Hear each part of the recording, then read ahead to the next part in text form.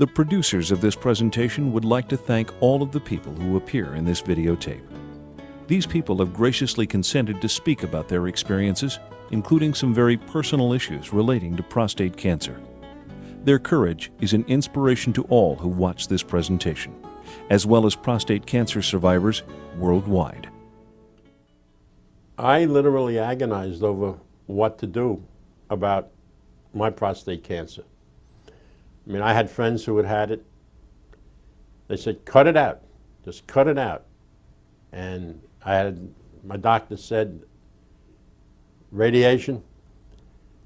And you're a layman, you don't know who's right. Doctors will tell you this is the only way to treat this thing, but it's not the only way. There is no one only way. There are a number of options available to most people. And you should know, though I wanted to know those options. I wanted to know, what the potential effects of each type of treatment would be, what I would have to endure, and so forth. And I think everyone should have, anyone who has an option should know what the option is.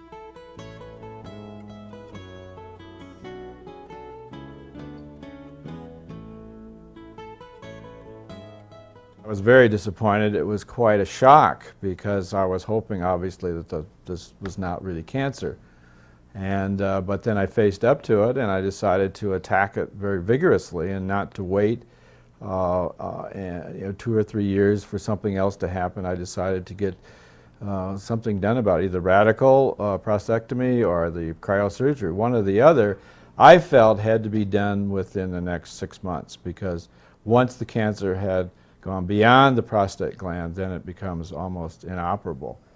Well, it was a little bit of a surprise, but to find out that I had cancer in the prostate, but I knew it was probably fairly small and fairly limited, I thought at the time, and I thought, well, if I have it, I'll just get it fixed. I like to get things fixed when I find out about things.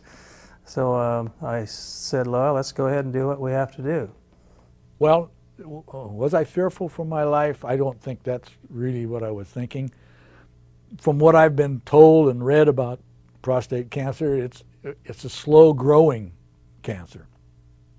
And I guess there are some physicians that would tell you, don't worry about it, you'll die from something else before you ever die from prostate cancer. I chose not to believe that. I was very happy to find out that there was something other than the radical prostatectomy that gave me a chance to be cured. That's cryosurgery. I felt good about that. Currently, almost 200,000 men will be diagnosed with prostate cancer in the United States this year, and it is currently the leading cause of cancer in adult males today. The majority of men with prostate cancer are in their 50s and 60s. It's rare to see prostate cancer before that time, and it is recommended that men get a yearly PSA screening starting at the age of 50. However, if men are at increased risk for prostate cancer, if they have a family history, or if they're African American men, we recommend that patients be screened earlier, starting at the age of 40. It's really interesting that even though prostate cancer is one of the most common cancers in men, we really haven't heard much about it until recently. I think a lot of that has to do with that men, as patients, are very reluctant to talk about their medical problems, especially when it relates to prostate cancer. What's been really nice about the increase in awareness is that it enables us to reach these patients who normally may not be screened for prostate cancer, and we don't see them until much later when our treatment options are a lot less.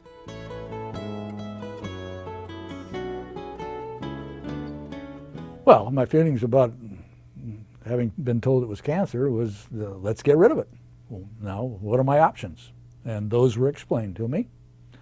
Do nothing, radiation, cryosurgery, or the other alternative at the time was the radical prostatectomy. We have treatment options available. And then the next step then is to go over these treatment options, risks and complications, and how they as a patient fits in to the different options available, and go over what the choices are potentially best for them.